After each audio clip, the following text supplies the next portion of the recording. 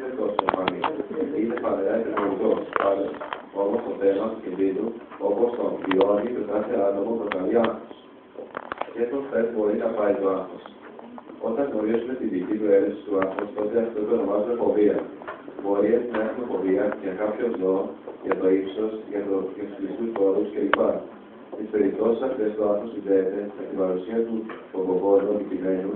Έχουμε τύχει άγχος όταν βρεθούμε στη δύσκολη κατάσταση αλλά στην απομάκρυνσή μας από αυτήν δεν αντιμετωπίζουμε κανένα πρόβλημα. Πολλές φορές δεν είναι δυνατόν να εξακριβωθεί η αιτία του άγχους, τουλάχιστον με τον τρόπο που είναι εμφανή.